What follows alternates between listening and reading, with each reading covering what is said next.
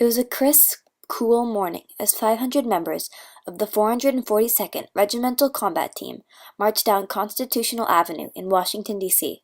The regimental colors were brought forward to receive the 8th Presidential Unit Citation held by the 442nd.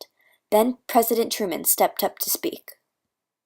You fought not only the enemy, but you fought prejudice, and you've won.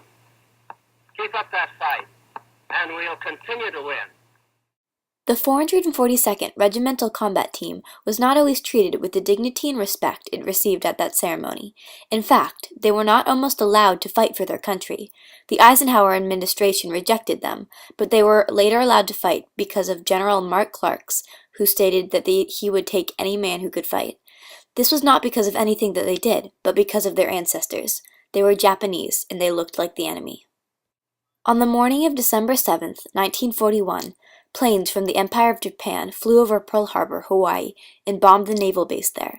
Almost immediately, the Japanese and Americans in America were no longer seen as people who lived, worked, and raised their families in America for many years, but as the enemy.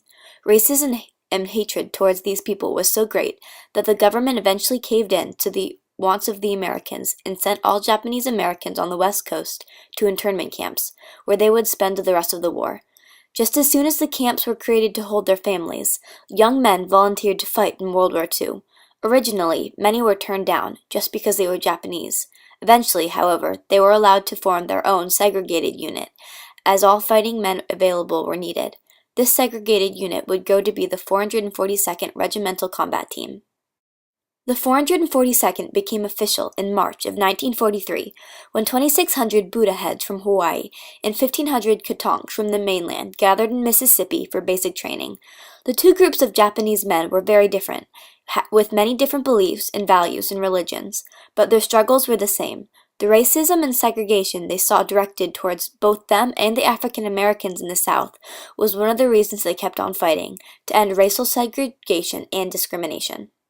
In 1944, the 442nd left for Europe and joined up with the 100th Infantry Battalion just north of Rome. They were put under the command of General Mark Clark, who argued with the Eisenhower administration in favor of allowing Japanese soldiers to fight. He led them as they drove Nazi forces north through the mountainous terrains of northern Italy. Then they were moved to help fight on the France and German border in the winter of 1944.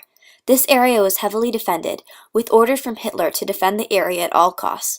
The 442nd fought bravely in the cold of the Vosges Mountains for 10 days, liberating French towns, places where citizens did not care that they were Japanese. Eventually, they were pulled out of the fighting to rest, but not for long.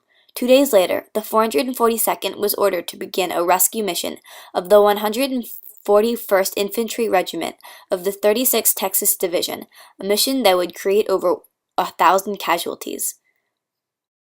The 141st Texas Regiment was surrounded by German soldiers right in the middle of the Vosges, and they were running out of supplies.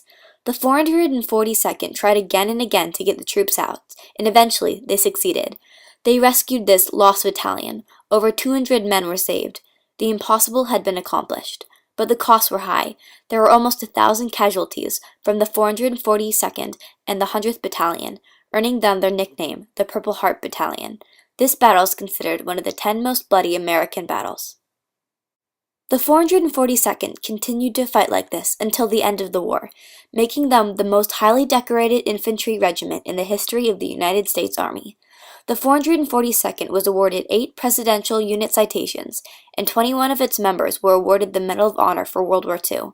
They fought full of bravery and loyalty towards a country who locked their families up.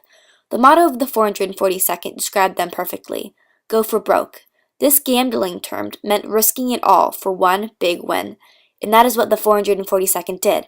They risked their lives, their friends' lives, and more, just to get that one win that would win the war.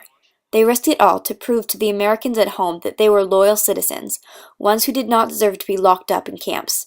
Truman did put it perfectly. They did not just fight the enemy, they fought prejudice, and they won.